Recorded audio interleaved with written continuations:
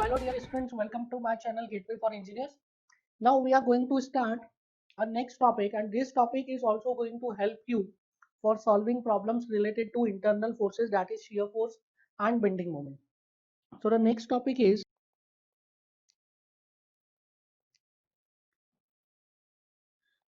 load shifting method. Next topic is load shifting method. Now देखिए, अगर हमें member में अगर कोई स्ट्रक्चर है और स्ट्रक्चर के मेंबर में हमें shear force and bending moment calculate करना है, मेंबर के किसी पॉइंट पे अगर shear force and bending moment हम कैलकुलेट करना चाहते हैं, तो हम उसको कैसे कैलकुलेट कर सकते हैं? हम उसको कैलकुलेट कर सकते हैं by making share force diagram and bending moment diagram. आप पूरे स्ट्रक्चर के लिए शेयर फोर्स डायग्राम बना लीजिए, बेंडिंग मोमेंट डायग्राम बना लीजिए, उससे आपको हर सेक्शन पे शेयर फोर्स और बेंडिंग मोमेंट की वैल्यू मिल जाएगी। या तो फिर क्या कर सकते हैं, या तो आप उसके उस सेक्शन के अबाउट फ्री बॉडी डायग्राम बना के आप उस मेंबर में shear force and bending moment उस सेक्शन पे निकाल सकते हैं। Now the third method which can be used advantages over the free body diagram method, that is load shifting method. Now load shifting method क्या है? load shifting method आपको free body diagram जो method है हमारा shear force and bending moment की value calculate करने का उसमें कुछ एडवांटेजेस देती है, particularly in the case when जब बॉडी में जब आपके स्ट्रक्चर में कुछ वर्टिकल मेंबर भी है, कुछ हॉरिजॉन्टल मेंबर भी है, कुछ इंक्लाइन मेंबर भी है।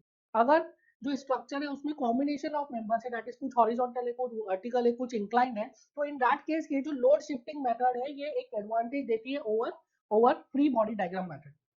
सो हम एक स्ट्रक्चर कंसीडर करते हैं। Now this is a structure, so this is a structure and this structure is subjected to a downward load. This structure is subjected to a downward load of 10 kilonewton.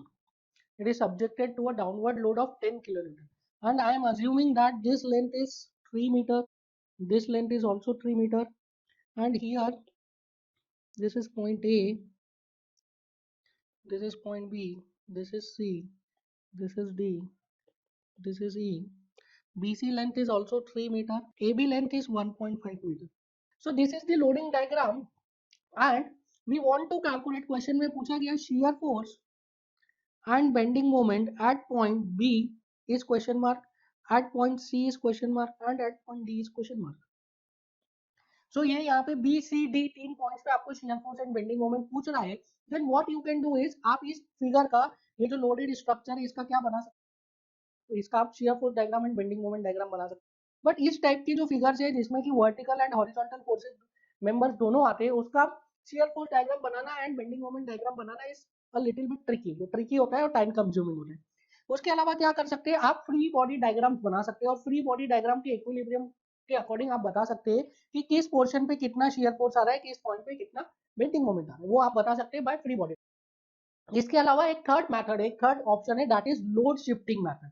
Now load shifting method में अगर आपको multiple points पे shear force का value and bending moment का value पूछा गया है, तो आप इजीली बता सकते हैं, particularly in the case when जब स्ट्रक्चर में क्या है, वर्टिकल मेंबर्स भी है, हॉरिजॉन्टल मेंबर्स भी है, तब आप इसको इजीली सॉल्व कर सकते हैं। इसके अलावा if the structure is 3D, तो उस केस में भी आपको लोड शिफ्टिंग मेथड काफी ज्यादा हेल्प करता है। सो हम लोग डिस्कस करेंगे about load shifting method. Now before starting load shifting method, आप पहले थोड़ा सा समझ लीजिए कि अगर इसको हम फ्री बॉडी डायग्राम से सॉल्व करते तो कैसा होता। अगर फ्री बॉडी डायग्राम से इस स्ट्रक्चर को मैं सॉल्व करता, then I have to make free body diagram of different portion. जैसे मुझे बी पे निकालना है तो पहले ए बी का फ्री बॉडी डायग्राम बनाना पड़ेगा, सी पे निकालना है तो बी सी का बनाना पड़ेगा, डी पे निकालना है तो सी डी का बनाना पड़ेगा, एंड डी का बनाना पड़ेगा। तो इस स्ट्रक्चर के लिए मैं क्या कर रहा हूँ, डिफरेंट पोर्शन के फ्री बॉडी डायग्राम्स बना रहा हूँ। देखिए कैसे, like this. So this is point A, this is point B, this is point C, this is point D, and this is point E. Load कितना लग रहा था, load was 10 kilonewton downwards at point E, 10 kilonewton downwards at point E. Now since this is point D, so ये भी D है, ये C है, तो ये भी C है, ये B है, तो ये भी D है। तो इस टाइप से मैंने क्या किया, मेंबर्स को डिनोट कर दिया। सो फ्री बॉडी डायग्राम बनाना हम पहले भी डिस्कस कर चुके हैं। फ्री बॉडी डायग्राम के क्या होते हैं, देयर आर 3 स्टेप्स। सबसे पहला क्या करते हैं, आप मेंबर को बनाइए, तो ये सारे मेंबर्स बना दिए। फिर सेकंड स्टेप इज उसमें एक्सटर्नल लोड लगाइए, तो यहाँ पे हमने एक्सटर्नल लोड लगा दिया, पॉइंट ए पे लग रहा था एक्सटर्नल लोड। और कहाँ पे लगेगा एक्सटर्नल लोड, लगेगा इधर reaction at point A, but उसकी हमको जरूरत ही नहीं पड़ेगी, आप देखना। सो यहाँ पे रिएक्शन भी एक्सटर्नल लोड लगेंगे पॉइंट ए पर ना। उसके बाद थर्ड स्टेप क्या थी, third step is her member की स्टेबिलिटी के लिए क्या करना है आपको, इंटरनल लोड्स लगाने, इंटरनल फोर्सेस लगाने। इंटरनल फोर्सेस ऐसे होंगे जो क्या करेंगे, मेंबर्स में फ्री बॉडी इक्विलिब्रियम मेंटेन करेंगे, फ्री बॉडी इक्विलिब्रियम, इनका इक्विलिब्रियम मेंटेन करेंगे, इसमें स्टेबिलिटी को मेंटेन करेंगे। सो सबसे पहले डीई मेंबर की बात करता हूँ। क्या डीई मेंबर फोर्स इक्विलिब्रियम में है? क्या डीई मेंबर में फोर्स इक्विलिब्रियम नहीं, तो डी मेंबर में net force is not equal to zero, net force zero नहीं है। नेट फोर्स कितना आ रहा है, 10 किलो न्यूटन डाउनवर्ड। तो इसकी स्टेबिलिटी के लिए क्या लगेगा, इसकी स्टेबिलिटी के लिए लगेगा पॉइंट डी पर in the member DE 10 kilo newton लगेगा अपवर्ड डायरेक्शन में। ये जो 10 किलो न्यूटन लगा है पॉइंट डी पर अपवर्ड डायरेक्शन में, this is what, this is internal force, ठीक है। सो पॉइंट डी पर इन द मेंबर डी एक इंटरनल फोर्स लग गया 10 किलो न्यूटन अपवर्ड। ये कौन सा फोर्स है, दिस इज ट्रांसवर्स फोर्स, तो this is nothing but this is a shear force. And हमें पता है कोई भी एक सेक्शन है तो उसके अबाउट जो इंटरनल फोर्सेस होते हैं वो इक्वल एंड ऑपोजिट होते हैं। सो अगर ईडी मेंबर में 10 किलो न्यूटन का लोड अपवर्ड लग रहा है, तो in the portion C D ये 10 किलो न्यूटन का लोड कहां पे लगेगा, डाउनवर्ड। समझ में आया? ईडी पोर्शन में 10 किलो न्यूटन का लोड का लग रहा था upward, and this 10 kilo Newton load is an internal force, this is an internal force. और हमें पता है कि जो इंटरनल फोर्स होते हैं that is shear force and bending moment, वो सेक्शन के लेफ्ट में राइट में क्या होते हैं, equal and opposite. So D point पे ईडी मेंबर में शियर फोर्स आ रहा है 10 अपवर्ड, तो डी पॉइंट पे सीडी में कितना आएगा, 10 डाउनवर्ड, ठीक है। सो इक्वल एंड ऑपोजिट लगते हैं ताकि इन दोनों सेक्शन को जब आप ज्वाइन करोगे तो नेट फोर्स कितना आ जाएगा, वहां पे जीरो। अभी देखिए, क्या ईडी जो पोर्शन है, क्या ईडी जो मेंबर है वो मोमेंट इक्विलिब्रियम में है? क्या हमें summation of all the moments is equal to zero है, वहां पे summation of all the moments equal to zero है इन द पोर्शन ईडी। तो ईडी पोर्शन में हम क्या देख रहे हैं, ईडी पोर्शन में ये दोनों फोर्स मिलकर क्या बना रहे हैं, एक कपल बना रहे हैं। अभी हमने पढ़ा कपल क्या होता है, two equal and opposite forces separated by distance. तो ये दोनों फोर्स 10 किलो न्यूटन के सेपरेटेड बाय डिस्टेंस है, तो ये क्या बना रहे हैं, कपल बना रहे हैं in the anti clockwise direction. तो ये दोनों मिलकर कपल बना रहे हैं एंटी क्लॉकवाइज डायरेक्शन में। That means net moment in the portion ED is not equal to zero. मतलब उसको जीरो के बराबर करने के लिए क्या करना पड़ेगा, जीरो के बराबर करने के लिए हमें मोमेंट लगाना पड़ेगा। कहाँ पे लगाएंगे, डी पॉइंट पे लगाएंगे। क्यों, क्योंकि डी पॉइंट से हमने क्या किया, मेंबर को फ्री किया है। सो डी पे एक मोमेंट लगाना पड़ेगा। कितना मोमेंट लगेगा, इसकी लेंथ कितनी है, this is 3 metre, this is also 3 metre, this is 3 metre, this is 1.5 metre. Length कितनी है, ईडी की 3 मीटर है।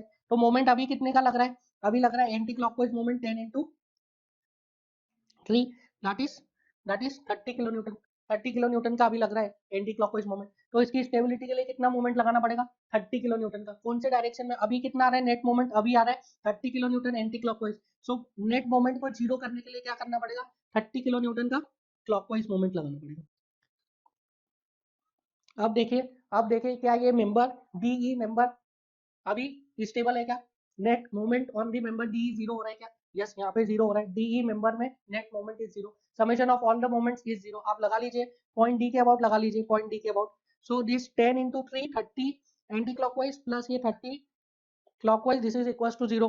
ई पॉइंट के अबाउट लगा लीजिए, this 10 into 3 30 anti clockwise plus ये 30 clockwise, this is equal to zero. सो ये क्या हो गया हमारा, स्टेबल हो गया। ईडी पोर्शन, ईडी मेंबर क्या हो गया, स्टेबल हो गया। ईडी पोर्शन किसमें आ गया, इक्विलिब्रियम में आ गया। नाउ अब अगर ये जो 30 किलो न्यूटन का मोमेंट लगाया आपने डी पॉइंट पे, this was an internal moment. ये कौन सा मोमेंट है, बेंडिंग मोमेंट है, इंटरनली डेवलप हुआ है। अगर इंटरनली डेवलप हुआ है in the portion DE, point D पे क्लॉकवाइज डेवलप हुआ है, तो in the portion C D point D पे कैसा डेवलप होगा, ये anti clockwise, this is 30 kilo newton metre. In the portion DE, in the portion D कैसा develop हुआ था, क्लॉकवाइज। तो सी डी में डी पॉइंट पे कैसा आएगा, एंटी क्लॉकवाइज। अब देखिए डीई तो हो गया हमारा, इक्विलिब्रियम में आ गया। अब सी डी मेंबर की बात करते हैं, सी डी मेंबर की। क्या सी डी मेंबर इक्विलिब्रियम में है, क्या सी डी मेंबर इक्विलिब्रियम में है, नहीं। नेट फोर्स जीरो नहीं है सीडी पे। देखिए अगर फोर्स की बात करूं तो सीडी में क्या आ रहा है, 10 किलो न्यूटन डाउनवर्ड लग रहा है, 10 किलो न्यूटन डाउनवर्ड लग रहा है। That means CD is not in equilibrium. तो इसको इक्विलिब्रियम में लाने के लिए क्या होगा, पॉइंट सी पर इंटरनल फोर्स डेवलप होंगे। सी पे क्यों होंगे, क्योंकि सी पॉइंट से हमने मेंबर को फ्री किया है।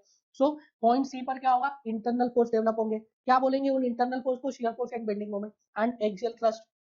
सो ये 10 किलो न्यूटन कहाँ पे लग रहा है, डाउनवर्ड लग रहा है, 10 किलो न्यूटन लग रहा है डाउनवर्ड। तो इसकी स्टेबिलिटी के लिए पॉइंट सी पे क्या आएगा, पॉइंट सी पे 10 किलो न्यूटन अपवर्ड लगेगा। सो ये 10 किलो न्यूटन अपवर्ड लगा दिया। क्या फोर्स के लिए बैलेंस हो गया, ये मेंबर सीडी मेंबर फोर्स के लिए बैलेंस हो गया, यस सीडी मेंबर फोर्स के लिए बैलेंस हो गया। क्या मोमेंट के लिए बैलेंस है CD member, you will say no. क्यों, क्योंकि सीडी मेंबर में देखिए एक मोमेंट लग रहा है, यहाँ पे एक मोमेंट लग रहा है, कैसा लग रहा है, anti clockwise, anti clockwise moment लग रहा है एट पॉइंट डी। जिसका मतलब क्या है, पॉइंट सी पर एक मोमेंट लगाना पड़ेगा तभी ये जाके मोमेंट के लिए बैलेंस होगा। 10 किलो न्यूटन कोई मोमेंट नहीं दे रहा है, ये 10 किलो न्यूटन कोई मोमेंट नहीं दे रहा है, क्योंकि दिस इज एक्सियल फोर्स। ये 10 किलो न्यूटन क्या है, सीडी मेंबर के लिए एक्सियल फोर्स है, तो ये कोई मोमेंट नहीं दे रहा है। बट ये 30 किलो न्यूटन कैसे लग रहा है, एंटी क्लॉकवाइज। तो अब इसको स्टेबल करने के लिए, इसको इक्विलिब्रियम में लाने के लिए क्या करना पड़ेगा, पॉइंट सी पे हमें इंटरनल मोमेंट लगाना पड़ेगा। कितना हो जाएगा इंटरनल मोमेंट, 30 किलो न्यूटन पर साइन कैसा होगा, ये वाले मोमेंट के अपोजिट। पॉइंट डी पर कैसा लग रहा है, एंटी क्लॉकवाइज, तो इसको नेट मोमेंट को जीरो करने के लिए क्या करना पड़ेगा, पॉइंट सी पे हमें एक क्लॉकवाइज मोमेंट लगाना पड़ेगा। सो ये पॉइंट सी पर क्या हुआ, क्लॉकवाइज मोमेंट आ गया, समझ में आया। अब पॉइंट सी पर in the member CD, in the member CD point C पे क्या आया है, in the member CD point C पे एक अपवर्ड फोर्स आया है। तो in the member BC point C पे क्या होगा, डाउनवर्ड फोर्स होगा। क्यों डाउनवर्ड फोर्स होगा, बिकॉज ये जो 10 किलो न्यूटन का अपवर्ड फोर्स आएगी, कौन सा फोर्स है, दिस इज इंटरनल फोर्स। और हमें पता है एक पॉइंट के अबाउट दो सेक्शंस पे internal force equal and opposite होते हैं। तो यहाँ पे पॉइंट सी पर ये 10 किलो न्यूटन का फोर्स कैसा लगेगा, पॉइंट सी पर 10 किलो न्यूटन का force in the member BC लगेगा downwards, this is 10 kilo newton. Similarly point C पे इन द मेंबर CD क्या लग रहा था, 30 किलो न्यूटन का मूवमेंट लग रहा था clockwise. So BC in the member BC point C पर क्या लगेगा, इक्वल एंड ऑपोजिट मोमेंट लगेगा, that is 30 kilo newton anti clockwise. So this is 30 kilo newton metre anti clockwise. क्यों लगा, क्योंकि हमें पता है कि internal moment that is bending moment is equal and opposite section, is equal and opposite at the section. जिस भी section पे आप बेंडिंग मोमेंट डेवलप होगा, सेक्शन के लेफ्ट में सेक्शन के राइट में वो इक्वल एंड ऑपोजिट होगा। सो यहाँ पे पॉइंट सी पर क्या आ गया, 30 किलो न्यूटन मीटर। नाउ अब देखिए, क्या मेंबर BC इक्विलिब्रियम में है, क्या मेंबर BC इक्विलिब्रियम में है, तो आप एनालाइज कीजिए, क्या नेट फोर्स जीरो है BC मेंबर पे, you will say no. BC पे नेट फोर्स जीरो नहीं है, BC मेंबर पे नेट फोर्स जीरो नहीं है। तो BC को इक्विलिब्रियम में लाने के लिए, उसमें नेट फोर्स को जीरो करने के लिए क्या करना पड़ेगा, B पॉइंट पे आपको फोर्स लगाना पड़ेगा। सो नेट फोर्स अभी कितना आ रहा है, अभी आ रहा है नेट फोर्स इस मेंबर पे 10 किलो न्यूटन डाउनवर्ड। अब इसको स्टेबिलिटी में लाने के लिए, इस पे इक्विलिब्रियम मेंटेन करने के लिए हमें क्या करना पड़ेगा, एक 10 किलो न्यूटन का लोड कहाँ लगाना पड़ेगा, अपवर्ड। किस पॉइंट पे लगाएंगे, B पॉइंट पे। क्यों, क्योंकि B के अबाउट आपने मेंबर को फ्री किया। सो एक 20 किलो न्यूटन का फोर्स लग गया अपवर्ड, किस पॉइंट पे, B पॉइंट। क्या ये फोर्स के लिए बैलेंस हो गया है, यू विल से यस, ये अभी फोर्स के लिए बैलेंस है, फोर्स के लिए बैलेंस हो गया है, यस ये फोर्स के लिए अभी बैलेंस है, क्योंकि इसमें नेट फोर्स कितना आ रहा है, zero. 10 kilo newton downward, 10 kilo Newton upward, net force हो गया जीरो। अब मोमेंट के लिए एनालाइज कीजिए, क्या ये मोमेंट नेट मोमेंट जीरो है इस मेंबर पे, देखिए इस मेंबर में नेट मोमेंट जीरो है। इस मेंबर में कॉन्सेंट्रेटेड मोमेंट आ रहा है 30 kilo newton anti clockwise, that is -30। और ये जो दोनों फोर्स है 10 kilo Newton and 10 kilo Newton, ये दोनों फोर्स मिलके क्या कर रहे हैं, कपल बना रहे हैं। And this couple is giving clockwise moment of 10 into 3 that is 30 kilo newton. So ये कपल क्या दे रहा है, क्लॉकवाइज मोमेंट दे रहा है 30 किलो न्यूटन का, और एक 30 किलो न्यूटन का कॉन्सेंट्रेटेड मोमेंट लग रहा है anti clockwise. That means net moment on this member BC is zero. That means B पे कोई मोमेंट डेवलप नहीं होगा, पॉइंट B पे कोई मोमेंट डेवलप नहीं होगा। क्यों नहीं हो रहा है, क्योंकि देखिए यहाँ पे BC मेंबर पे net moment zero, this 30 kilo newton anti clockwise, और ये जो कपल बन रहा है, ये कपल क्या दे रहा है, 30 kilo newton clockwise. That mean net moment on the portion BC is zero. So that means B पे कोई इंटरनल मोमेंट डेवलप नहीं होगा। सो अगर पॉइंट B पे इन द पोर्शन BC एक अपवर्ड लोड लगा है, तो सेम पॉइंट B पे इन द पोर्शन AB क्या लगेगा, एक डाउनवर्ड लोड लगेगा, कितने का, 10 किलो न्यूटन का। क्यों, क्योंकि internal force that is shear force, bending moment, axial thrust are equal and opposite at the section. ठीक है, तो यहाँ पे 10 किलो न्यूटन का डाउनवर्ड लोड लग गया, किस पे, at the point B in the member AB member में B पॉइंट पे डाउनवर्ड लोड लग गया। नाउ अब देखिए क्या B पॉइंट पे कोई मोमेंट आएगा, B पॉइंट पे कोई मोमेंट आएगा नहीं, इन the portion AB B point पे कोई मोमेंट नहीं आएगा। सो यहाँ पे कोई मोमेंट नहीं है। सो ये हमारे सारे जो भी मेंबर्स थे, किसके सारे मेंबर्स थे, बीम के, जो अपने स्ट्रक्चर के जो भी मेंबर्स थे, उन सभी मेंबर्स में हमने क्या निकाल लिया है, A B that is BC D point पे हमने क्या निकाला है, BCD पॉइंट पे shear force and bending moment की वैल्यू निकाली। अब लिख देते हैं हम, क्या आ रहा है, shear force at B, shear force at B it is 10 kilo newton, 10 kilo newton आ रहा है। अब बताइए पॉजिटिव आ रहा है कि नेगेटिव आ रहा है। हमारे साइन कन्वेंशन के हिसाब से क्या होता था, that shear force is considered to be positive which tries to rotate the member in clockwise direction। तो देखिए ये क्लॉकवाइज घुमा रहा है क्या, हाँ ये क्लॉकवाइज घुमा रहा है इधर भी, और ये BC मेंबर को भी B पे जो 10 किलो न्यूटन है वो क्लॉकवाइज घुमा रहा है। So that means this is positive, तो shear force at B is +10। अब देखिए bending moment at B point पे कोई बेंडिंग मोमेंट आ रहा है क्या, नहीं, B पॉइंट पे कोई बेंडिंग मोमेंट नहीं आ रहा है, जीरो। नेक्स्ट देखिए आप shear force eight C, shear force at point C देखिए, सो सी पॉइंट पे देखिए जो फोर्स आ रहा है ये क्लॉकवाइज घुमा रहा है क्या? यस, ये क्लॉकवाइज घुमा रहा है। Shear force at point C कितना हो गया? 10। बेंडिंग मोमेंट देखिए, bending moment at point C कितना आ रहा है? Bending moment at point C, so C point पे आप बेंडिंग मोमेंट देखिए, जो बेंडिंग मोमेंट आ रहा है ये क्या कर रहा है? सैग कर रहा है क्या? सैग, ये इसको ऐसा घुमाएगा, दैट मीन्स यहाँ से सैगिंग होगा। सो इट इज 30, कितना आ रहा है? 30, एंड सैगिंग कर रहा है तो plus 30। So this is 10 kilo newton, this is 30 kilo newton metre.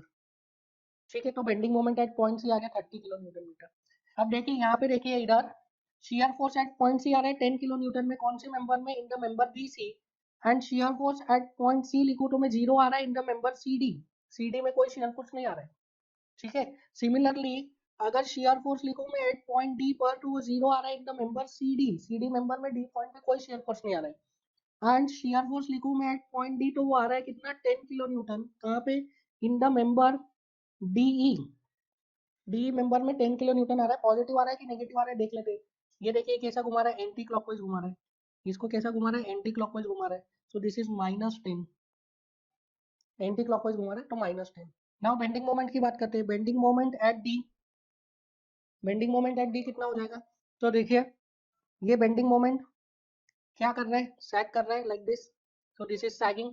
So bending moment at D is plus 30 kilo newton metre. इसमें देखिए इसमें भी क्या कर रहा है? ऐसा घुमा रहा है clockwise. So this is also sagging.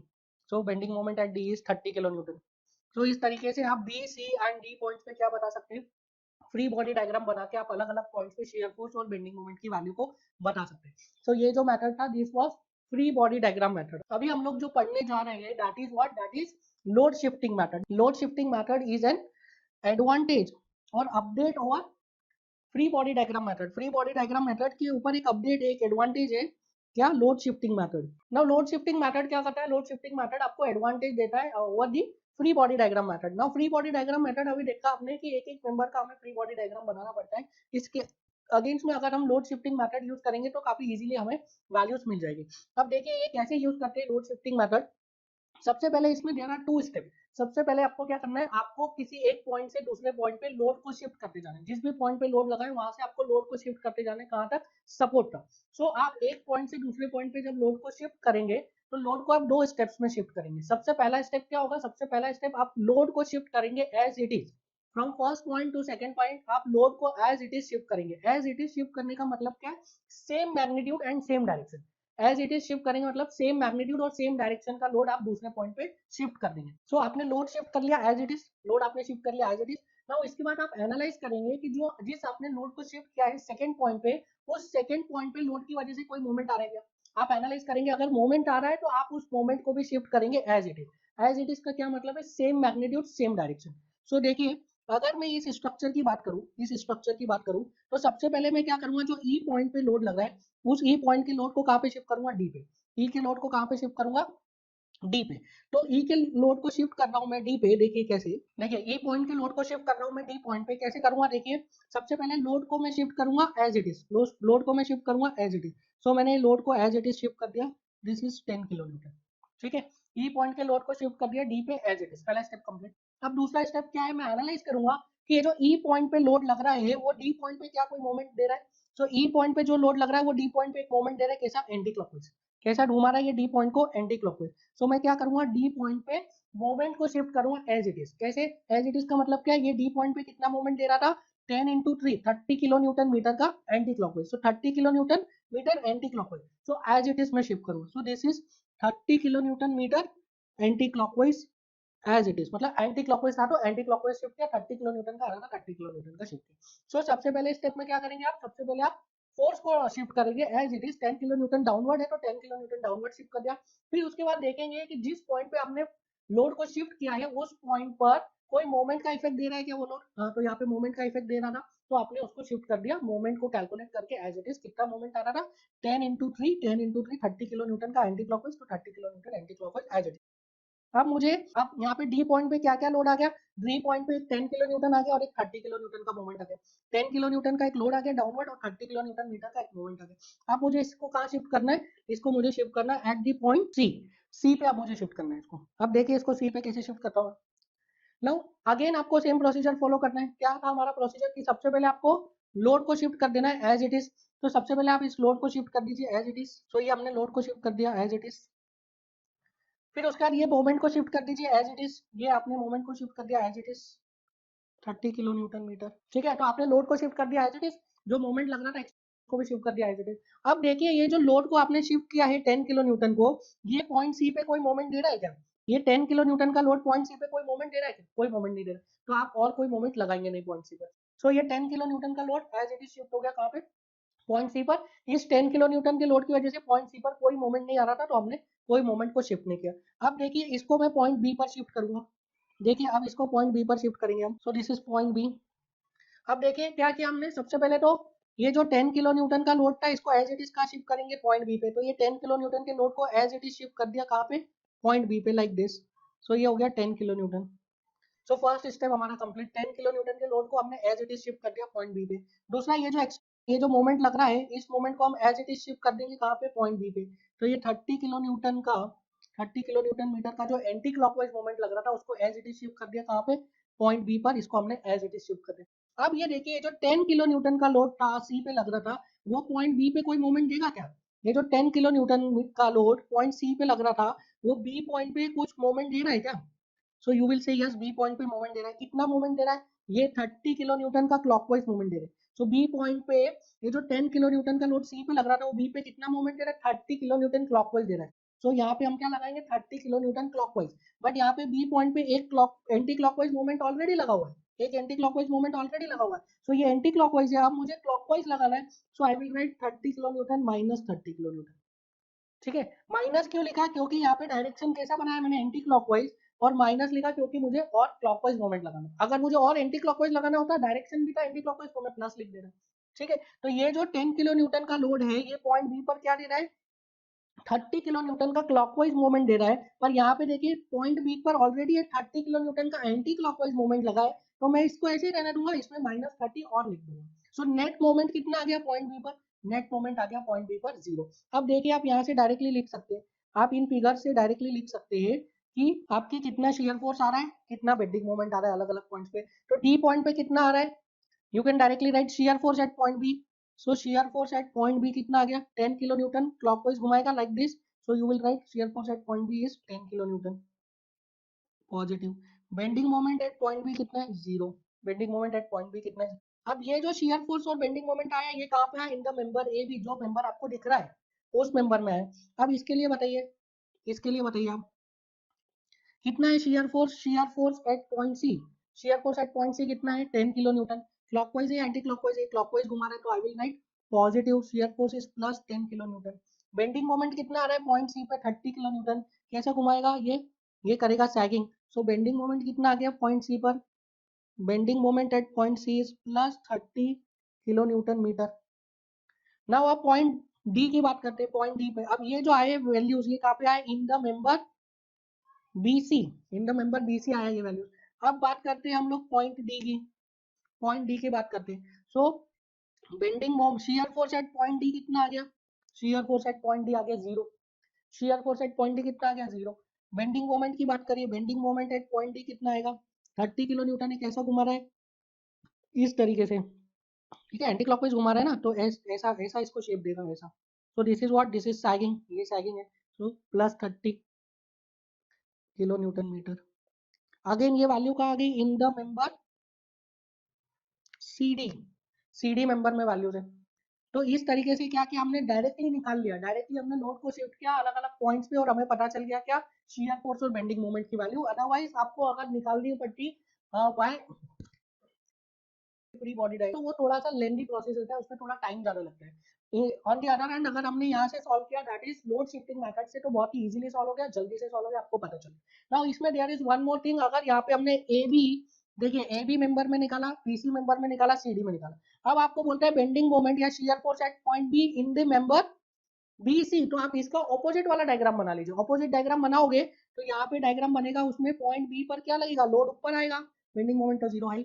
सो जो उसका दूसरा वाला पार्ट है, उसी पॉइंट के अबाउट जो दूसरा पार्ट है वो पार्ट को आप बना लीजिए, और उसमें जो लोड लगेगा that will B equal and opposite. Equal and opposite nature का लगेगा, और फिर आप एनालाइज कर लीजिए कि शेयर फोर्स पॉजिटिव आ रहा है या बेंडिंग आ रहा है या कुछ और आ रहा है। ठीक है, तो इस तरीके से आप क्या कर सकते हैं, इस तरीके से आप लोड शिफ्टिंग मेथड से इजीली सॉल्व कर सकते हैं क्वेश्चंस को।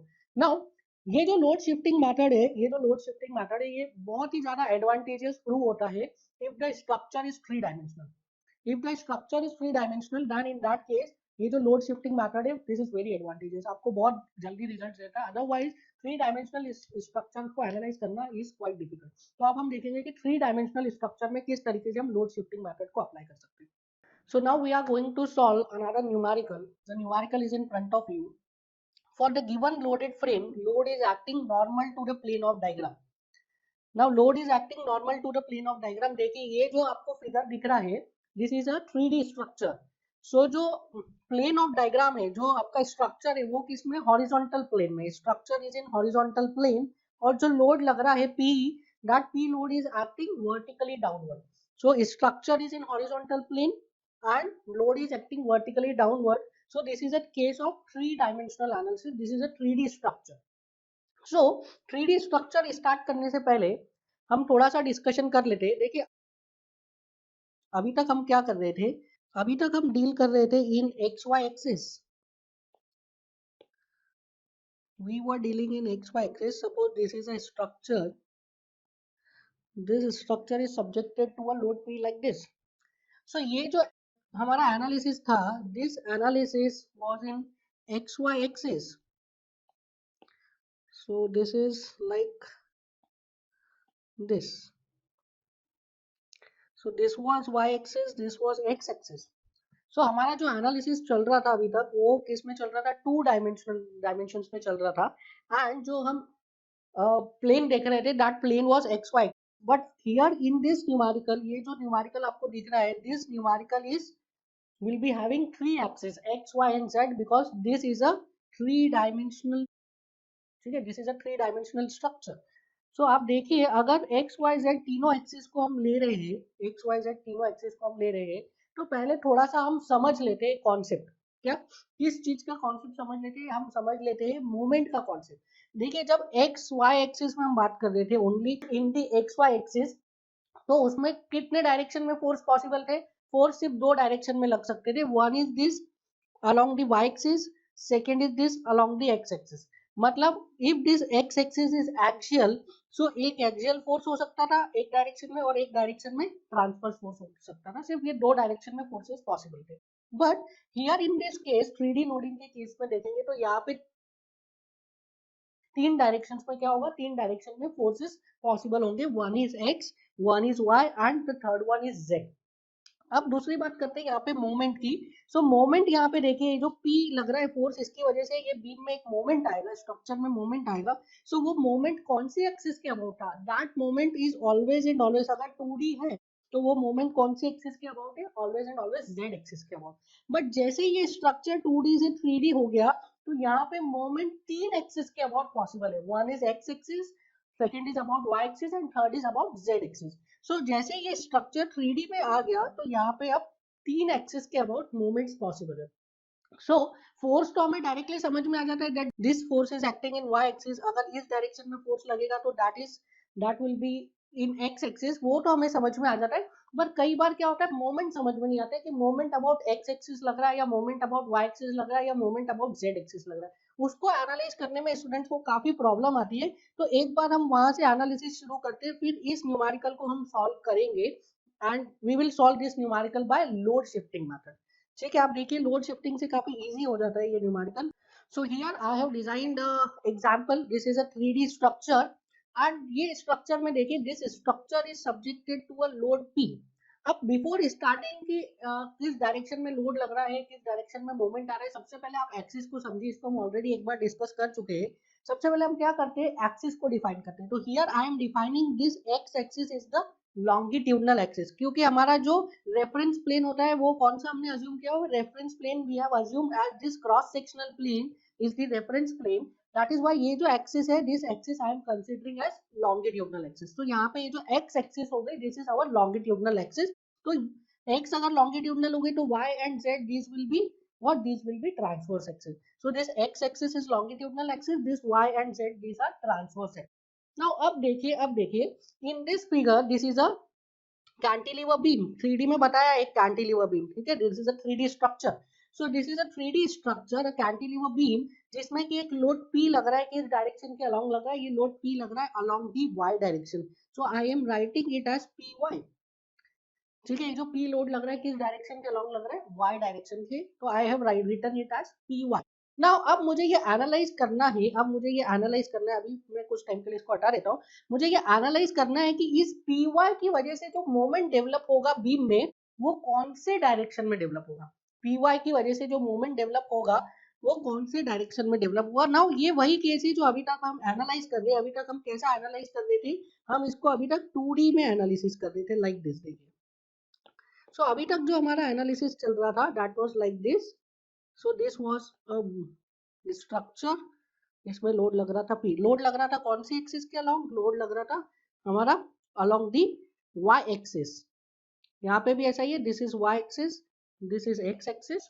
ठीक है, सो यहाँ पे भी सेम है। तो ये जो लोड P मोमेंट दे रहा था बीम में, वो बीम में अगर कोई मैं सेक्शन ले लूं x, तो इस सेक्शन पे ये P लोड कैसा मोमेंट दे रहा था, ये अबाउट z एक्सिस दे रहा था moment.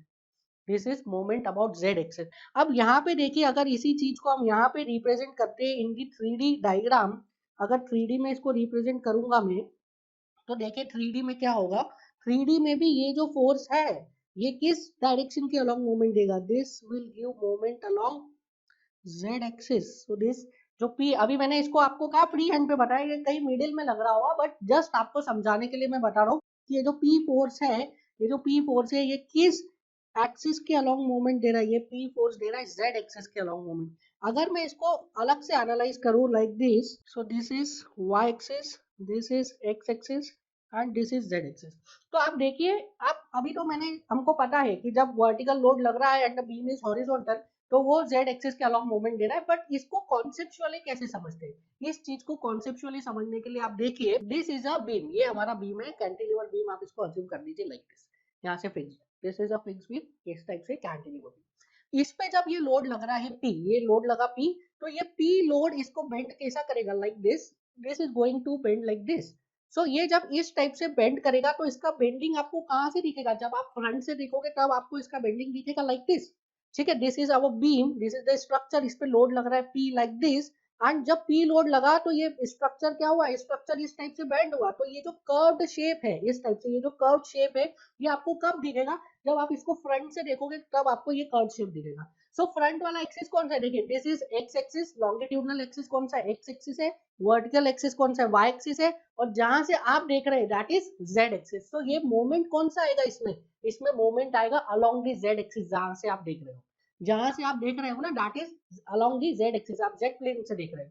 So this is z axis, moment about z axis. So जिस एक्सिस के अलोंग आप खड़े होकर आप देखेंगे कर्व शेप, उस एक्सिस के अलोंग क्या होगा, उस एक्सिस के अलोंग मोमेंट लगेगा।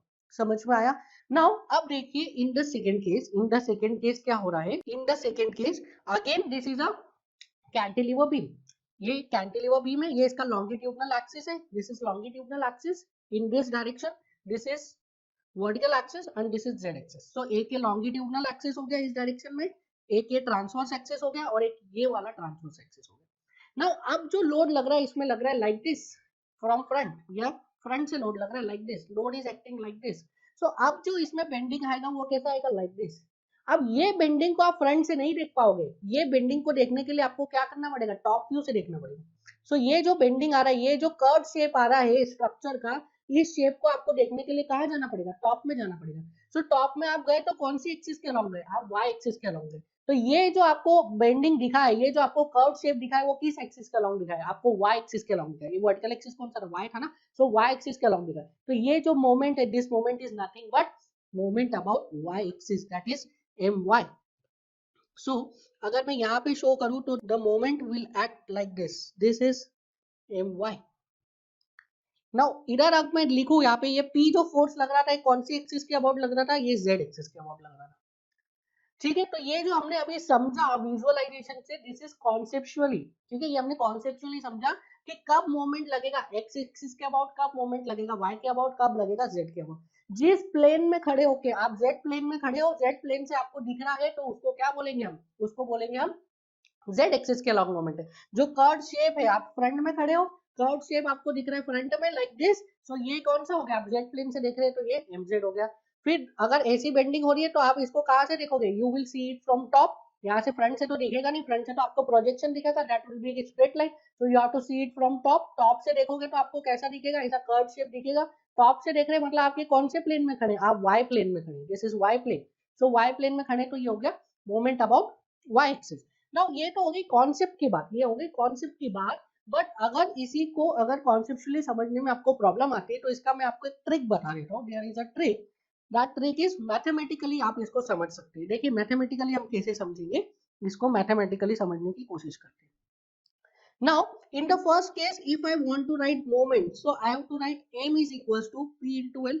अगर सपोज ये a पॉइंट है, a पॉइंट पे मतलब फिक्स्ड एंड पे मैं मोमेंट लगा रहा हूँ, तो फिक्स्ड एंड पे यहाँ पे इस p लोड की वजह से कितना मोमेंट आ जाएगा, that is p into l। अब देखिए जो p लोड है ये कौन सी एक्सिस के अलोंग लग रहा है, ये p लोड लग रहा है y एक्सिस के along, so I will right py, ठीक है।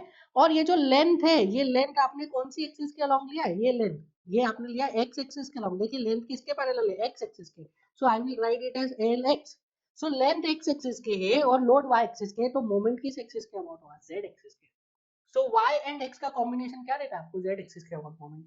सेकंड वाले केस में देखिए, सेकंड वाले केस में moment at fix end, suppose this is point A, so अगर ए पॉइंट के अबाउट मैं मोमेंट निकालूं, फिक्स्ड एंड पे मोमेंट निकालूं, तो again moment will be p into l। Now अब देखिए कि ये जो l है, ये जो l है ये कौन सी डायरेक्शन में, l तो सेम ही डायरेक्शन में, पहले भी x डायरेक्शन में था, अभी भी x डायरेक्शन में, सो दिस इज lx, ठीक है। अब देखिए ये जो लोड लग रहा है p, ये कौन सी डायरेक्शन में लग रहा है, ये लोड लग रहा है z डायरेक्शन में, so I will write it as pz। So z और x है तो यहाँ पे क्या आ जाएगा, y। सो ये जो मोमेंट देगा z और x का कॉम्बिनेशन किसके अबाउट मोमेंट देगा, y के अबाउट। सो इस तरीके से हम मैथमेटिकली देख सकते हैं, मैथमेटिकली देख सकते हैं कि कैसा मोमेंट लग रहा है। अब इसको अगर रिप्रेजेंट करना है मुझे, इसको रिप्रेजेंट करना है तो I can represent it like this, ठीक है। ये फिगर में देखिए, इन द फर्स्ट फिगर, ये वाले फिगर में the moment is acting about z axis, so I have represented it like. आप सेकेंड फिगर में देखिए, now in the second figure देखिए ये मोमेंट कहाँ पे लग रहा है, this moment is acting like this, so I will represent it like this, this is moment about y axis, this is moment about z axis. तो इसको हम कहाँ पे रिप्रेजेंट कर सकते हैं, ये मोमेंट्स को हम रिप्रेजेंट कर सकते हैं ऑन दी एक्सिस, एक्सिस पे हम रिप्रेजेंट कर सकते हैं y या z, उससे हमें इजीली समझ में आ जाता है कि किस एक्सिस के अलोंग मोमेंट लग रहा है और कैसा वो बेंडिंग दे। नाउ ये क्लियर है आपको, कॉन्सेप्चुअली भी समझ में आ गया एंड मैथमेटिकली भी समझ में आ गया। कॉन्सेप्चुअली प्रॉब्लम आ रहा है तो मैथमेटिकली देख लीजिए, मैथमेटिकली प्रॉब्लम आ रहा है तो कॉन्सेप्चुअली देख लीजिए, बाकी मैथमेटिकली तो इजी है, कॉन्सेप्चुअली भी आप समझ गए तो it is very good. No अब हम चलते हैं कहाँ पे, हमारे न्यूमेरिकल, न्यूमेरिकल पे। Now this was the numerical and here in this numerical जो लोडिंग लग रहा है, this loading is in plane, यहाँ पे क्या है, loading is in y axis. So यहाँ पे अगेन मैं क्या कर रहा हूँ, यहाँ पे अगेन मैं एक एक्सिस डिफाइन कर रहा हूँ, देखिए कैसे मैं एक्सिस को डिफाइन करता हूँ। सो this is y, this is x and this is z। 3D structure, this is a 3D structure. तो ये जो x एक्सिस है, this x axis is longitudinal axis for AB। तो AB के लिए लॉन्गिट्यूडनल एक्सिस कौन सी है, x एक्सिस, तो y and z axis are transverse axis for AB। देखिए AB के लिए y and z are transverse axis. Similarly अगर मैं BC के लिए देखूं तो BC के लिए लॉन्गिट्यूडनल एक्सिस कौन सा हो गया, this Z is longitudinal axis. ऐसा नहीं करोगे आप कि AB के लिए अलग डायरेक्शन में XYZ लिखोगे, BC के लिए अलग डायरेक्शन में, नहीं, XYZ फिक्स रहेगा, आपका कोऑर्डिनेट फिक्स है, XYZ coordinate is fix, but member का अगर ओरिएंटेशन चेंज हो रहा है तो उसके लिए मेंबर का जो एक्सिस है, लॉन्गिट्यूडनल एक्सिस है, वो चेंज होगा। So for the portion CB member के लिए लॉन्गिट्यूडनल एक्सिस कौन सा हो गया, Z। So Y and X क्या हो गया, Y एंड X क्या हो गया, उसके ट्रांसवर्स एक्सिस हो गया। सिमिलरली CD के लिए, CD की अगर मैं बात करूं तो CD के लिए again x axis will be the longitudinal axis because CD is parallel to what, AB। So CD के लिए x axis will be longitudinal axis and y and z are transverse axis. Now हमसे क्या पूछा है, shear force, bending moment and axial moment. Shear force, bending moment and axial moment पूछा है कहां पे, पॉइंट A पे। सो देखिए यहाँ पे हम कैसे कैलकुलेट कर सकते हैं, we will calculate it by load shifting method. So मैंने X Y Z axis define कर दी है। नाउ मैं लोड को शिफ्ट करूंगा कहां से कहां पे, मैं लोड को शिफ्ट करूंगा from point D to point C. देखिए कैसे, तो आई थिंक आपको ये फिगर दिख रहा होगा। Now I will transfer the load कहाँ से कहाँ पर, पॉइंट डी से ट्रांसफर करूंगा पॉइंट सी पर। सो डी पॉइंट पे ये जो फोर्स पी लग रहा है, लोड पी लग रहा है, उसको ट्रांसफर करूंगा पॉइंट सी पे। तो लोड शिफ्टिंग का हमें कॉन्सेप्ट पता है कि लोड को कैसे शिफ्ट करते हैं। लोड को हम शिफ्ट करते हैं as it is, load will be shifted as it is. तो यहाँ पे देखिए, यहाँ पे पॉइंट डी पे जो आपका लोड लग रहा है वो कौन सी डायरेक्शन में लग रहा है, वो लग रहा है वर्टिकल डाउनवर्ड या वाई एक्सिस में लग रहा है, along the Y axis in the downward direction. तो यहाँ पे जो लोड ट्रांसफर होगा सी पे, वो कहाँ पे ट्रांसफर होगा, कहाँ पे ट्रांसफर होगा, वाई एक्सिस पे in the downward direction. So ये मैंने पी लोड को ट्रांसफर कर दिया at point C in the downward direction. Now अब देखिए, ये जो पी लोड लग रहा है, ये जो पी लोड लग रहा है, ये क्या सी पे कोई बेंडिंग प्रोड्यूस कर रहा है, कोई कपल प्रोड्यूस कर रहा है। तो ये जो पी लोड है, ये कपल प्रोड्यूस कर रहा है किसका, पी इंटू एल का एट पॉइंट सी। देखिए ये यहाँ पे पी इंटू एल का कपल प्रोड्यूस कर रहा है, पी इंटू एल का मोमेंट। सो पी इंटू एल का मोमेंट प्रोड्यूस कर रहा है एट पॉइंट सी। अब देखिए, ये जो मोमेंट प्रोड्यूस कर रहा है, ये किस एक्सिस के अलोंग प्रोड्यूस कर रहा है, ये जो पी है, ये कौन सी एक्सिस के अलोंग है, ये पी है वाई एक्सिस के अलोंग। देखिए ये वाई एक्सिस के अलोंग है पी, और ये जो लेंथ है एल, ये लेंथ एल किस एक्सिस के अलोंग है, ये लेंथ एल एक्स एक्सिस के अलोंग है। That means Y and X axis हमें क्या देगा, वाई एंड एक्स एक्सिस का कॉम्बिनेशन हमें देगा moment about Z axis. So यहाँ पे जो मोमेंट लग रहा है एट दी पॉइंट, वो लगेगा about z axis. This is mz and the value of mz is p into L. आया समझ में आपको किस तरीके से हमने मोमेंट को ट्रांसफर किया है। सो लोड को हमने ट्रांसफर किया है फ्रॉम पॉइंट डी टू सी पे हमने ट्रांसफर किया है किसको, लोड को, और इस लोड का इफेक्ट क्या आ रहा है, सी पे एक मोमेंट आ रहा है। नाउ अब देखिए आप, अब देखिए, अगर मैं बोलूं what is the value of moment at point C, तो आप बोलोगे सी पॉइंट पर in the portion C D portion में सी पॉइंट पे क्या आ रहा है, बेंडिंग मोमेंट आ रहा है। बिकॉज जेड एक्सिस जो है वो सी डी वाले मेंबर के लिए क्या है, ट्रांसवर्स एक्सिस है। देखिए ये एक्स एक्सिस हो गई, ये जेड एक्सिस हो गई, और ये वाई एक्सिस हो गई। सो जेड एक्सिस के अलोंग अगर मोमेंट आ रहा है लाइक दिस, तो जेड एक्सिस क्या है, in the portion C D transverse axis है, but in the portion B C Z axis is longitudinal axis. So यहाँ पे अगर आप देखेंगे तो ये जो मोमेंट लग रहा है, ये जो कपल लग रहा है, this couple is giving what, this couple about Z axis, and Z is longitudinal axis for the portion B C. तो यहाँ पे ये क्या दे रहा है, टॉर्क दे रहा है। ठीक है, दिस इज एक्सियल मोमेंट। ठीक है, ये एक्सियल कपल है, यू विल से this is axial couple, this is axial.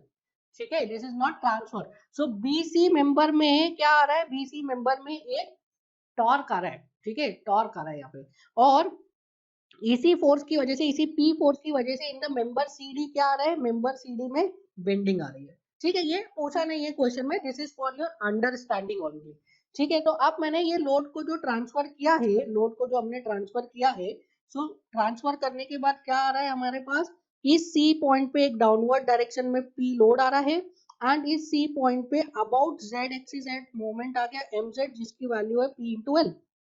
ठीक है, ये आ गया। अब इसको एनालाइज कर लिया, ये जो मोमेंट था P इंटू एल, वो टॉर्क दे रहा है in the portion B C, and वो क्या दे रहा है, वो दे रहा है bending moment in the portion C D. ठीक है, ये हमने एनालाइज कर लिया। अब हम क्या करेंगे, अब हम करेंगे इस सी पॉइंट पे जो फोर्सेस लग रहे हैं, that is one, this couple and this load, इसको ट्रांसफर करेंगे कहाँ पे, पॉइंट बी पे। ठीक है, ये कपल को और ये लोड को ट्रांसफर करेंगे पॉइंट बी पे। तो सबसे पहले हम कपल को ट्रांसफर कर देते हैं। नाउ इधर जेड एक्सिस के अबाउट कपल लग रहा है, तो यहाँ पे as it is Z axis के अबाउट कपल लग जाएगा। ये एंटी क्लॉकवाइज डायरेक्शन में लग रहा है सी पे, तो बी पे भी क्या लगेगा, एंटी क्लॉकवाइज डायरेक्शन में। सो जेड एक्सिस के अबाउट हमने बी पे क्या लगा दिया, एक कपल लगा दिया mz। ठीक है, समझ में आ रहा है। डायरेक्टली हमने मोमेंट को हम कैसे ट्रांसफर करते हैं, मोमेंट को हम ट्रांसफर करते हैं as it is. As it is का क्या मतलब है, same magnitude same direction. So mz को हमने एज इट इज ट्रांसफर कर दिया, same magnitude pl, and direction क्या है, direction anti clockwise about z axis, as it is transfer कर दिया। अब ये जो mz है वो ab मेंबर पे कैसा लगेगा, ये mz मोमेंट ab पे कैसा लगेगा, एज अ बेंडिंग मोमेंट। ये ab को क्या करेगा, बेंड करेगा, ट्विस्ट नहीं करेगा, टॉर्क नहीं देगा, ये बेंड करेगा। ठीक है, आया समझ में। फिर दूसरा क्या ट्रांसफर करेंगे, दूसरा हम लोड ट्रांसफर करेंगे। कौन सा लोड, ये पी लोड जो सी पे लग रहा है, इसको ट्रांसफर करेंगे एट द पॉइंट बी। सो इस पी लोड को बी पॉइंट पे ट्रांसफर करिए, तो हमें पता है लोड को कैसे ट्रांसफर करते हैं, लोड को ट्रांसफर करते हैं as it is, so this is P। ठीक है, तो लोड को हमने ट्रांसफर कर दिया as it is, same magnitude same direction, magnitude यहाँ पे क्या था P, तो यहाँ पे भी आ गया P, डायरेक्शन क्या था Y downwards, direction Y downwards. ठीक है, तो सेम मैग्नीट्यूड सेम डायरेक्शन में हमने लोड को ट्रांसफर कर दिया। नाउ इसके बाद क्या करेंगे हम, इसके बाद हम देखेंगे कि इस P का क्या इफेक्ट आ रहा है, इस P लोड का क्या इफेक्ट आ रहा है ऑन द पॉइंट B, क्या P लोड कोई कपल दे रहा है B पॉइंट पे, तो देखिए P लोड इस टाइप का कपल दे रहा है पॉइंट B पे, तो अगर मैं लिखूं value of moment at B, तो I have to write it is P into L, ये डिस्टेंस कितनी थी L थी। अब देखिए आप एक्स वाई जेड एक्सिस के अलोंग ये जो P फोर्स लग रहा है किसके अलोंग लग रहा है, Y के along, this P is in along the Y, so I will write it as PY।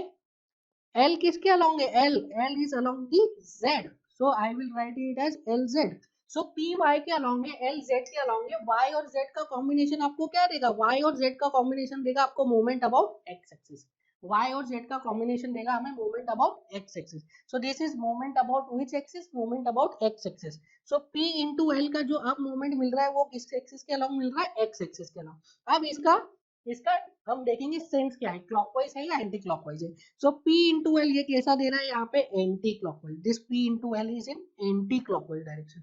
सो यहाँ पे हम P इंटू एल लगा देंगे along the X axis in anti clockwise direction. So this mx is equals to P into L along the anti-clockwise direction. Now ये क्या आ गया है हमारा, ये हमारा अब B पॉइंट पे देखिए, B पॉइंट पे क्या हो रहा है, एक लोड लग रहा है डाउनवर्ड्स, B पॉइंट पे एक लोड लग रहा है डाउनवर्ड्स, एक मोमेंट लग रहा है about the transverse axis that will B bending moment, और एक मोमेंट लग रहा है या एक कपल लग रहा है अलोंग दी एक्सियल एक्सिस, लॉन्गिट्यूडनल एक्सिस के अलोंग कपल लग रहा है। तो जो एक्सियल एक्सिस या जो लॉन्गिट्यूडनल एक्सिस के अलोंग इस डायरेक्शन से देखो क्या, तो इस डायरेक्शन से जो एक्सियल के अलोंग कपल लग रहा है वो क्या करेगा, वो टॉर्क प्रोड्यूस करेगा, वो ट्विस्ट प्रोड्यूस करेगा, ट्विस्टिंग है वो। ठीक है, सो ये जो लग रहा है couple, this is what, this is nothing but torque. तो हम इसको अलग अलग एनालाइज करेंगे। हमें क्या पूछा, हमें ए पॉइंट पे पूछा है, ए पॉइंट पे what is the value of shear force, bending moment and axial couple. So इसको मैं ट्रांसफॉर्म कर रहा हूँ, इसको मैं ट्रांसफॉर्म कर रहा हूँ इन 2D, just for your understanding, otherwise आप ऐसे भी सॉल्व कर सकते हैं, कोई इशू नहीं। So this is the member A B, ये ए बी मेंबर है, एंड इस पे देखिए क्या क्या लोडिंग लग रहा है, इस पे एक लोड लग रहा है P डाउनवर्ड्स, एंड एक मोमेंट लग रहा है mz, उसकी वैल्यू कितनी है P इंटू एल। ये जो मोमेंट लग रहा है this is in anti clockwise direction. तो अभी हम शियर एंड बेंडिंग के लिए एनालाइज कर रहे हैं, फिर उसके बाद हम टॉर्क के लिए एनालाइज करेंगे। ठीक है, सो अलग अलग एनालाइज करेंगे हम। सो सबसे पहले देख लेते हैं शियर फोर्स। तो shear force at point A कितना आ जाएगा, shear force at point A will be equals to P, कैसा लगेगा यहाँ पे P, रिएक्शन कैसा आएगा P upwards, so P upward किसको कैसा घुमाएगा, clockwise, so shear force at point A will be plus P आ गया। नाउ अब देखिए moment at point A, moment at point A निकालिए। So moment at point A निकालने के लिए क्या क्या मोमेंट लग रहा है, दिस P इंटू एल, ये कैसा लग रहा है क्लॉकवाइज, ये क्या करेगा, हॉक करेगा, P इंटू एल हॉक करेगा, सो this is I will right minus P into L. और ये जो mz लग रहा है कैसा लग रहा है एंटी क्लॉकवाइज, ये क्या करेगा, सैक करेगा, so I will write plus P into L, so this is equal to 0। So moment कितना आ गया पॉइंट ए पर 0। अब देखते हैं हम टॉर्क के लिए। देखिए टॉर्क यहाँ पे अलग क्यों बना रहे हैं, क्योंकि हम 2D में ट्रांसफॉर्म कर दिया हमने। तो 2D में अगर मुझे टॉर्क को रिप्रेजेंट करना होगा तो मैं कैसे ऐसे रिप्रेजेंट करूंगा, तो ये इसके ऑपोजिट दिखेगा आपको। ठीक है, टॉर्क को मुझे रिप्रेजेंट करना होगा तो मैं ये येलो वाले से करूंगा, mx is equal to P into L. So आपको विजुअलाइज नहीं कर पाओगे आप, इसलिए हम अलग से बना रहे हैं। सो दिस इज mx की वैल्यू कितनी है P इंटू एल। सो अगर देखिए यहाँ पे जब फ्री एंड पे एक लोड लग रहा था P, तो शियर फोर्स कितना आ गया था P।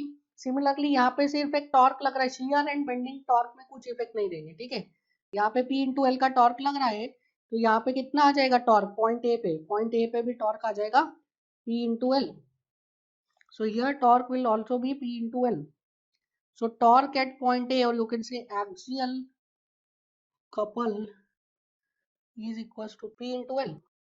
ठीक है, तो इस तरीके से आप क्या कर सकते हैं, इस तरीके से आप लोड शिफ्टिंग मेथड को अप्लाई कर सकते हैं फॉर 3 डायमेंशनल। आजकल ये गेट में 3D स्ट्रक्चर बना के share and shear force and bending moment की वैल्यू काफी पूछ रहे हैं, तो आपको इसको अच्छे से समझने की जरूरत है, ठीक है, 3 डायमेंशन में हम कैसे एनालाइज कर सकते हैं। सो देखिए इस न्यूमेरिकल में a beam ABCD is hinged at point A and simply supported at D. It is fixed to a vertical strut BE. ये BE strut है 2 meter at B as shown in figure. A frictionless pulley is attached at C. C point पे क्या है, एक frictionless pulley है, through which a flexible string, ये flexible string attach किया हुआ है from E to C and उसके अलावा उसके बाद क्या हो रहा है, इसको गाइड कर रहा है पुली का downward, through which a flexible string is passing which is carrying a load of phi root 2. phi root 2 string starting from point E. string कहाँ से start हो रहा है, point E से start हो रहा है. Draw SFD, BMD and axial thrust diagram for the beam ABCD. तो इस बीम के लिए आपको shear force diagram, bending moment diagram and axial thrust diagram बनाना है. तो सबसे पहले तो हमने देखा था, सबसे पहले हमने एनालाइज किया था कि जब भी आपको लोड्स के अरेंजमेंट दिए हो, बीम के ऊपर डायरेक्टली नहीं लग रहे हैं लोड्स, कुछ अलग मेंबर को अरेंज करके उस पर लोडिंग दिया हुआ है, जैसे यहाँ पे स्ट्रट लगा हुआ है बीई, तो हम उसमें क्या करते हैं, सबसे पहले उसको ट्रांसफॉर्म करते हैं ऑन दी बीम. जो भी लोड लग रहे हैं बीम पे डायरेक्टली ट्रांसफॉर्म कर दीजिए. बीम पे कोई दूसरे मेंबर को कनेक्ट करके लोड लगा रहे हैं तो वैसे आप सॉल्व मत करिए. हमारा सबसे पहला स्टेप क्या है, सबसे पहले बीम पे हम लोड्स को डायरेक्टली ट्रांसफॉर्म कर देते हैं. सो बीम पे लोड्स को ट्रांसफॉर्म करिए. सो देखिए यहाँ पे जो स्ट्रिंग है, स्ट्रिंग पे सबसे पहले मैं स्ट्रिंग को कट कर रहा हूँ यहाँ से, ठीक है. ये एक्स एक्स पोर्शन से मैंने स्ट्रिंग को कट किया. अगर मैंने एक्स एक्स पोर्शन से स्ट्रिंग को कट किया तो here load will be 5 root 2, here also load will be 5 root 2, ठीक है. सो स्ट्रिंग को मैंने कट किया तो मुझे दो लोड्स का कॉम्बिनेशन मिल गया 5 रूट 2 5 रूट 2. नाउ देखिए this is 2 metre, this is also 2 metre. इसका मतलब क्या है, this angle is how much, 45 degree. This angle is also 45 degree, both the angles are 45 degree. So मैं लोड को ट्रांसफॉर्म कर रहा हूँ. देखिए दिस यहाँ पे रिएक्शन लग जाएगा R A, this is R A, this is R B and vertical जो स्ट्रट है, वर्टिकल स्ट्रट पे देखिए आप किस टाइप से लोडिंग आ रहे हैं. सो वर्टिकल स्ट्रट पे ये 5 रूट 2 का लोड लग रहा है. देखिए आप वर्टिकल स्ट्रट पे 5 रूट 2 का लोड लग रहा है, इंक्लाइन लोड लग रहा है 5 रूट 2 का. तो ये जो इंक्लाइन लोड लग रहा है 5 रूट 2 का, उसके दो कंपोनेंट होंगे, one is vertically downward and one is horizontal in this direction. तो पहला लगेगा 5 रूट 2 डाउनवर्ड, दूसरा लगेगा 5 रूट 2 इन दिस डायरेक्शन. तो मैं उसको क्या कर रहा हूँ, रिजॉल्व कर दे रहा हूँ. सो जब मैं इसको रिजॉल्व कर रहा हूँ, so one force is acting vertically downwards, इसकी वैल्यू है 5 root 2 cos 45 and one load is acting horizontally, इसकी वैल्यू है 5 रूट 2 sin 45. ठीक है, ये हो गया कहाँ पे, पॉइंट बी की कहानी. अब पॉइंट सी पे चलते हैं हम. पॉइंट सी पर देखिए क्या हो रहा है. पॉइंट सी पर एक लोड तो लग रहा है वर्टिकली डाउनवर्ड, एक लोड लग रहा है कहाँ पे, वर्टिकली डाउनवर्ड, और दूसरा लोड लग रहा है लाइक दिस 5 रूट 2 इंक्लाइन लग रहा है 45 डिग्री पे. सो उसके दो कंपोनेंट्स हो जाएंगे, one is horizontal like this, other is vertical like this. So उसके मैं दो कंपोनेंट्स ले लेता हूँ. सो एक तो डायरेक्ट लोड लग ही रहा है downwards, that is 5 root 2, this is 5 root 2. इसके अलावा दो लोड लग रहे हैं, तो एक कंपोनेंट हो जाएगा अपवर्ड. सो एक कंपोनेंट हो गया 5 रूट 2 sin 45 अपवर्ड्स, और दूसरा कंपोनेंट कहाँ पे आ जाएगा, दूसरा कंपोनेंट आ जाएगा in the direction negative, in the direction x, this is 5 root 2 cos 45. सो यहाँ पे मुझे एक और रिएक्शन अज्यूम करना पड़ेगी, that reaction is horizontal reaction HA. सो ये क्या हो गया, ये अभी लोड फुल्ली ट्रांसफर अभी भी नहीं हुआ है, कहाँ पर, हमारे स्ट्रक्चर पे, बीम पे अभी लोड फुल्ली ट्रांसफर नहीं हुआ है. तो एक स्टेप और लगेगी हमें लोड को फुल्ली ट्रांसफर करने में. सो this is RA, this is RB, this is HA. अब देखिए ये 5 रूट 2 sin 45, 5 रूट 2 cos 45 दोनों की एक ही वैल्यू होगी, that is 5, because sin 45 is equals to cos 45 is equals to 1 by root 2. सो ये जहां पर भी 5 रूट 2 sin 45 cos 45 क्या, वो सब की वैल्यू क्या हो जाएगी 5. अब देखिए यहाँ पे ये जो B है, इस पे मैं लोड को ट्रांसफर कर रहा हूँ from point E to B, ठीक है, load shifting method. So E से बी पे मैं लोड को ट्रांसफर कर रहा हूँ, तो सबसे पहले मैं ये वर्टिकल लोड को ट्रांसफर कर देता हूँ, वर्टिकल लोड, ठीक है, 5√2 cos 45। सो लोड को कैसे ट्रांसफर करते हैं हम, load will be transfer as it is, as it is मतलब same magnitude same direction. So ये 5√2 cos 45 जिसकी वैल्यू क्या है 5 के बराबर है, उसको मैंने ट्रांसफर कर दिया, दिस इज 5, हो गया ये ट्रांसफर। क्या ये जो 5√2 cos 45 का लोड है ये बी पॉइंट पे कोई मोमेंट देगा, बी पॉइंट पे कोई मोमेंट देगा, ये बी पॉइंट पे कोई मोमेंट नहीं देगा because this is a axial load, so ये बी पॉइंट पे कोई मोमेंट नहीं देगा, दिस इज पॉइंट बी। अब मैं ट्रांसफर कर रहा हूँ 5√2 sin 45 को, 5√2 sin 45। सो अगेन हमें पता है load will be transferred as it is, load will be transferred as it is. So 5√2 sin 45, 5√2 sin 45 as it is transfer हो जाएगा। कौन सी डायरेक्शन में होगा ट्रांसफर, कौन सी डायरेक्शन में होगा, सेम डायरेक्शन में। अभी कहाँ लग रहा है, अभी लग रहा है ये पॉजिटिव एक्स डायरेक्शन में, तो यहाँ पे भी क्या होगा, पॉजिटिव एक्स डायरेक्शन में हो जाएगा। सो this is 5√2 sin 45, value will be 5। अब देखिए ये 5√2 sin 45 जो है ये बी पे कोई मोमेंट दे रहा है क्या, you will say yes, B पे मोमेंट देगा। ये कैसा मोमेंट देगा, बी पे देगा clockwise moment, like this clockwise moment. So इसका यहाँ पे स्ट्रट का लेंथ कितना है 2 मीटर, तो बी पे क्या लगेगा, बी पे एक कॉन्सेंट्रेटेड मोमेंट लगेगा and the value of that concentrated moment will be 10। So this is 5 kilo newton, this is 10 kilo newton metre. आया समझ में। अब चलते हम पॉइंट सी पे। पॉइंट सी पर देखिए आप, पॉइंट सी पर सबसे पहले क्या लग रहा है, हॉरिजॉन्टल डायरेक्शन में एक लोड लग रहा है। सो इसको मैं अलग कलर से बनाता हूँ अदरवाइज थोड़ा कंफ्यूजिंग हो जाएगा। सो पॉइंट सी पे एक हॉरिजॉन्टल डायरेक्शन में लोड लग रहा है, 5√2 का लग रहा है in the negative X direction, in the negative X direction. तो नेगेटिव एक्स डायरेक्शन में हम 5√2 को लगा देंगे, कहाँ पे, पॉइंट सी पे। सो पॉइंट सी पे 5√2 cos 45 को अप्लाई कर दीजिए, that is in negative X direction, this is 5, ठीक है। नाउ अब क्या लग रहा है, अब वर्टिकली लग रहा है 5√2 डाउनवर्ड्स और ऊपर लग रहा है कितना 5 अपवर्ड्स। 5√2 डाउनवर्ड्स 5 अपवर्ड्स मतलब नेट डाउनवर्ड कितना लगेगा, नेट फोर्स लगेगा डाउनवर्ड डायरेक्शन में, that would be equals to 5 into √2 minus 1, 5 into √2 minus 1 ये लगेगा net force in the downward direction. Now ये आ गया हमारा ट्रांसफॉर्म्ड स्ट्रक्चर। इस स्ट्रक्चर में हमने सभी इस स्ट्रक्चर में हमने सभी जो भी लोड्स लग रहे थे, जो भी कपल लग रहे थे, उसका डायरेक्ट इफेक्ट ले लिया, कहाँ पे, डायरेक्ट इफेक्ट ले लिया हमने ऑन दी बीम। अब हम इस बीम को इजीली सॉल्व कर सकते हैं। सॉल्व करिए, सबसे पहले क्या करते हैं हम, रिएक्शंस कैलकुलेट करते हैं। तो क्या ये स्ट्रक्चर सिमेट्रिकल स्ट्रक्चर है, नहीं, you will say no, this structure is not a symmetrical structure, क्योंकि सेंटर से कट करिए, फोल्ड करिए, वो मर्ज नहीं हो रहा है। So this is not a symmetrical structure. So I will say R A will not be equal to R A, R B के बराबर हो ऐसा जरूरी नहीं है। सो इसकी रिएक्शन हम कैसे निकालेंगे, by using condition of static equilibrium. So the first condition is summation of all the forces in vertical direction is 0. So summation of Fy is 0. So I will write plus Ra my plus Rb, दोनों upwards है, Ra and Rb both are upward. So I will write plus Ra plus Rb minus ये जो 5 kilo Newton है कहाँ लग रहा है, this 5 kilo Newton, ये जो फर्स्ट वाला बी पॉइंट पे जो 5 किलो न्यूटन लग रहा है ये कौन सी डायरेक्शन में लग रहा है, बी पॉइंट पे 5 किलो न्यूटन लग रहा है डाउनवर्ड डायरेक्शन में। So I will right -5। फिर सी पॉइंट पे 5√2 माइनस 1 कौन सी डायरेक्शन में लग रहा है, डाउनवर्ड डायरेक्शन में। So I will write -5√2 minus 1, this is equal to 0।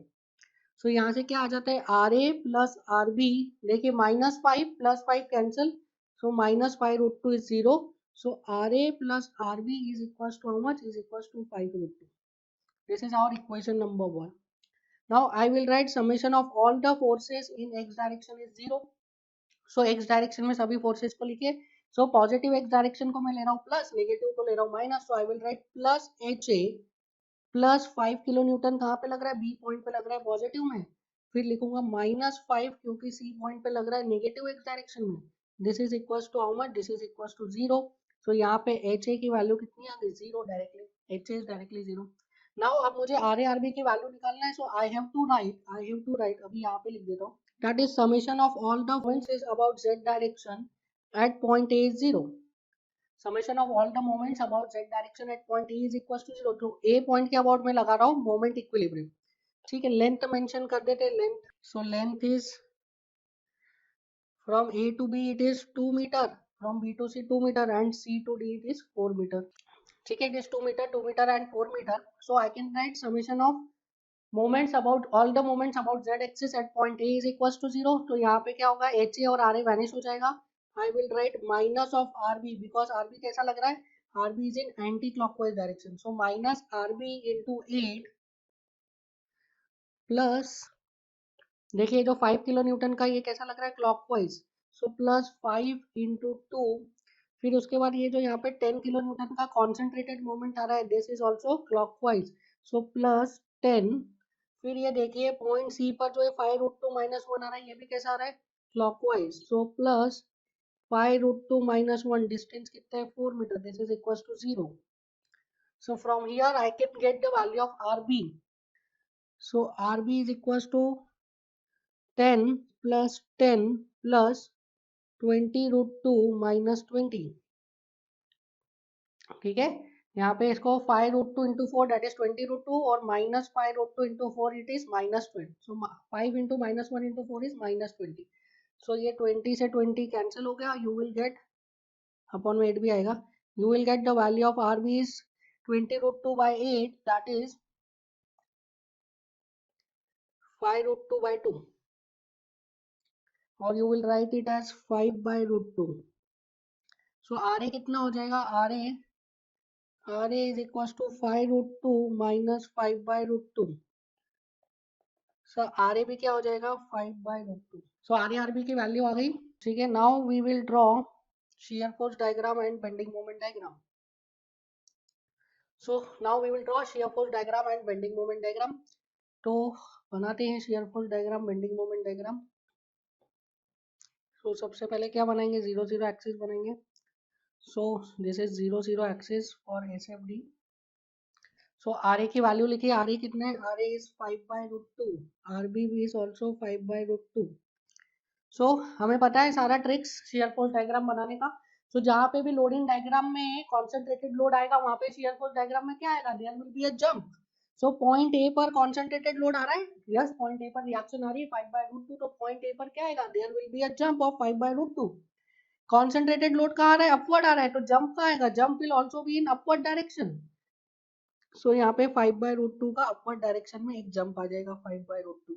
Now in the portion A B, क्या कोई लोड लग रहा है, नहीं, तो लोडिंग का degree is not defined. Loading का डिग्री नॉट डिफाइंड है तो शियर फोर्स का डिग्री कितना हो जाएगा, 0. So in the portion A B the degree of shear force will be 0, that means shear force will be horizontal like this. Now अब देखिए point B पर क्या आ रहा है, पॉइंट बी पर there is a concentrated load, और point B पे कॉन्सेंट्रेटेड लोड कहाँ पे आ रहा है, डाउनवर्ड डायरेक्शन में. सो पॉइंट बी पे क्या आएगा, एक जंप आएगा, किस डायरेक्शन में, डाउनवर्ड डायरेक्शन में. जंप की वैल्यू कितनी होगी, लोड के मैग्नीट्यूड के बराबर. लोड का मैग्नीट्यूड कितना है, 5.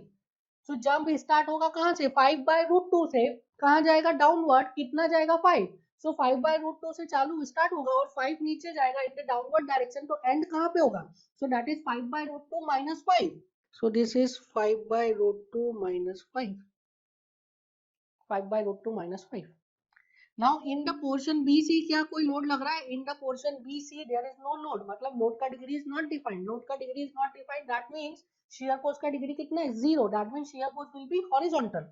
So ये shear force आ गया horizontal.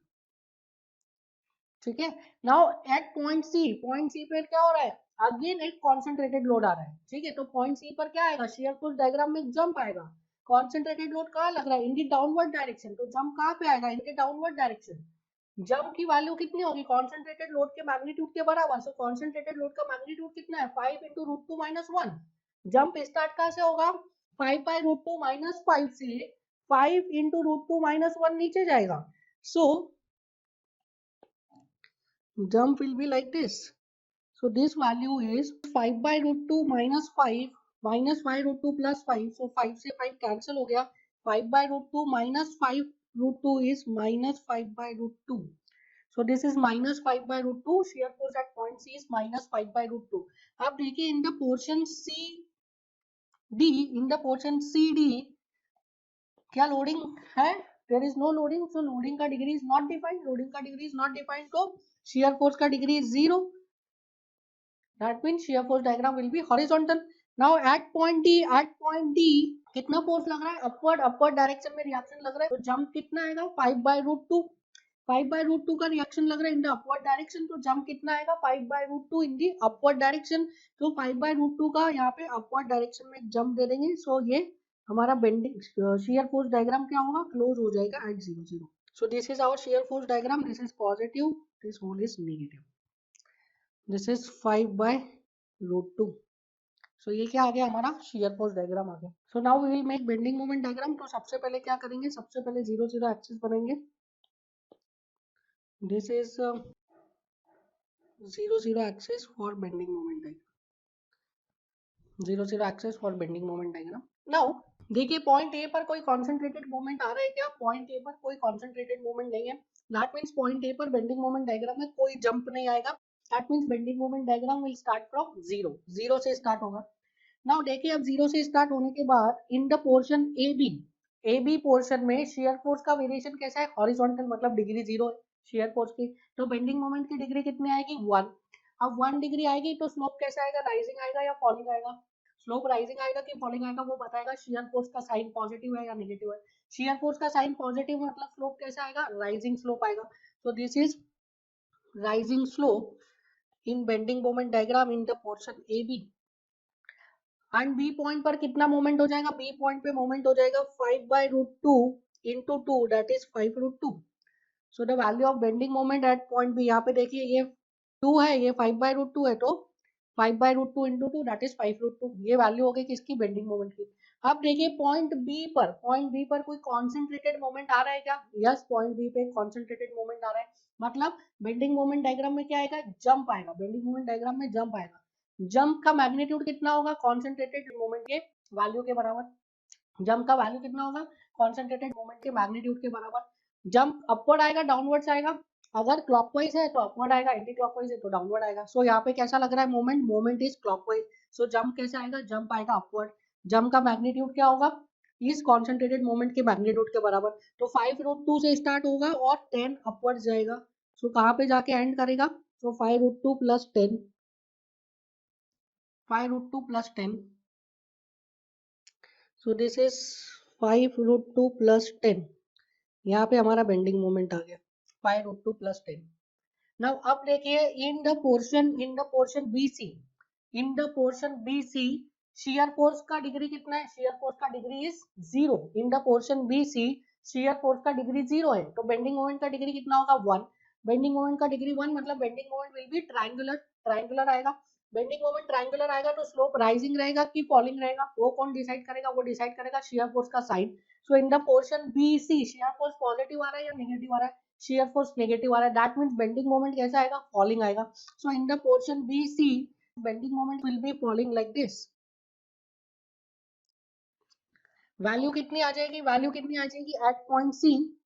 अब देखिए क्या सी पॉइंट पर कोई कॉन्सेंट्रेटेड मोमेंट लग रहा है, सी पॉइंट पर कोई कॉन्सेंट्रेटेड मोमेंट नहीं लग रहा है, that means we can calculate bending moment at point C इधर फ्रॉम दी लेफ्ट और फ्रॉम दी राइट, या तो लेफ्ट से भी ले सकते हैं या राइट से भी ले सकते हैं। अगर कॉन्सेंट्रेटेड मोमेंट लगता तो मैं या लेफ्ट या राइट से नहीं ले सकता था, फिर मुझे कंपल्सरीली लेफ्ट से ही लेना पड़ता, क्योंकि मैं अभी लेफ्ट वाले पोर्शन में बेंडिंग मोमेंट दे रहा हूँ, बट अभी यहाँ पे कोई कॉन्सेंट्रेटेड मोमेंट नहीं लग रहा है, तो या तो लेफ्ट से ले सकता हूँ या तो राइट से ले सकता हूँ, तो मैं कहाँ से लूंगा, मैं राइट से लूंगा, क्योंकि राइट में there is only one load. So bending moment at point C अगर राइट से निकालता हूँ तो it is RB into 4, RB की वैल्यू क्या है 5/√2 इंटू 4 दैट इज 20/√2, और यू कैन से 10√2।